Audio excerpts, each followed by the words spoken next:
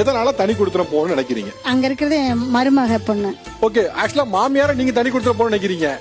ஆமாங்க சார். அவங்க சேர்ந்துருக்கணும்னு நினைக்கிறாங்களா? ஆமாங்க சார். என்ன எல்லாமே புதுசு புதுசா இருக்கு. ஓகே, ஆக்சுவலா மாமியார்கள் பொதுவா கூட்டு குடும்பமா இருக்கணும், தனி கொடுத்துட ஏன் வீட்டை பிரிக்கிற எல்லாம் பேசுவாங்க. நீங்க தனி கொடுத்துட பேருங்கிறீங்க. அதாவது வந்துங்க சார், எங்க பையன் வந்து ஃபைனான்ஸ்ல இதுல இருக்காரு, ஒர்க் வந்து ஃபைனான்ஸ். அதுல வெளியில லைனுக்கு போயிருவாரு. மாசத்துலயே ஒரு 5 நாள் தான் வீட்டுக்கு வருவாரு பையன்.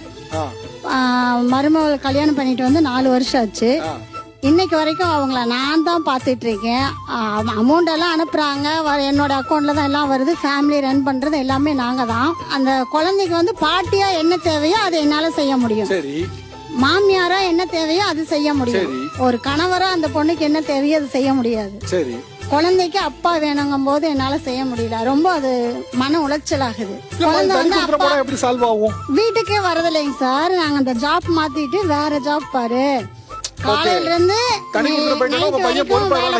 நைட் ஆனா வீட்டுக்கு வந்துடணும் அப்படின்னு கிட்டத்தட்ட நான் 4 வருஷமா போராடுறேன். இல்லம்மா, இப்ப நான் புரிஞ்சுதான் கேக்குறேன். இப்ப தனி கொடுத்துன உங்க மருமகளும் உங்க பையனும் போயிட்டாங்கன்னா உங்க பையனுக்கு பொறுப்பு வந்துரும், ஒழுங்கா பாத்து பாரு நினைக்கிறீங்க. சார் ஆமாங்க. ஓகே, ஆமாங்க. ஆக்சுவலா பொதுவா மருமகளாம் தனியா போகணும்னு நினைப்பாங்க, பிரைவசி வேணும், தனியா ஹஸ்பண்டோட டைம் ஸ்பெண்ட் பண்ணணும் அப்படின்னு. நீங்க கூட்டு குடும்பம் சேர்ந்து வாழ நினைக்கிறீங்க.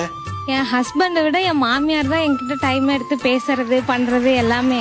நைட் அவர் வந்தாலும் கொஞ்ச நேரம் தான் பேசுவாங்க. ஆனா என்னோட கஷ்டம் எதா இருந்தாலுமே நான் ஃபர்ஸ்ட் அவங்க கிட்டதான் நான் ஷேர் பண்ணுவேன். அதே மாதிரி எனக்கு ஏதாவது ஒரு கஷ்டம் அப்படின்னா அவங்க தான் கூட நின்று என்னை பாத்துக்கிட்டாங்க. எனக்கு டெலிவரி டைம்ல எங்க அம்மாவும் என் சொந்த பந்தம் யாருமே வரல.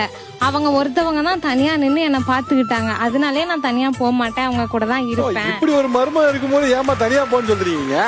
அதனாலதாங்க சார் நான் வருத்தப்படுறேன். தான் கணவர் வந்து வீட்டுக்கு வரணும். பணம் ரொம்ப ரொம்ப முக்கியம் தான், இல்லைன்னு சொல்ல. அதுக்காக குழந்தையும் மனைவியும் பார்க்கணும்ல.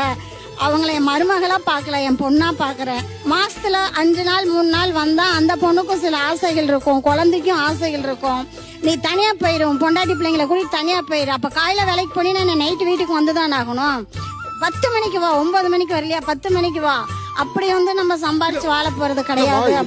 இப்போ நீங்க உங்க மகனை கருத்துல கொண்டு உங்க மருமகளோட எதிர்காலத்தை கருத்துல கொண்டு தனியா போன்னு சொல்றீங்க. ஆனா அதனால நீங்க உங்க மருமகளோட சேர்ந்து வாழ்றது நேரத்தை விடுறீங்கல்ல? இல்லைங்க சார், அவங்க 3 பேரும் சேர்ந்து இருந்தாவே என்னுடைய சந்தோஷம் சார். அம்மா பாத்துக்கணும், அம்மா பாத்துக்கணும் நினைச்சாங்கன்னா அப்புறம் எதுக்கு அவங்க கல்யாணம் பண்ணணும்? என் பையனாவே இருந்தாலும் இந்த கேள்வி நான் கேட்பேன்.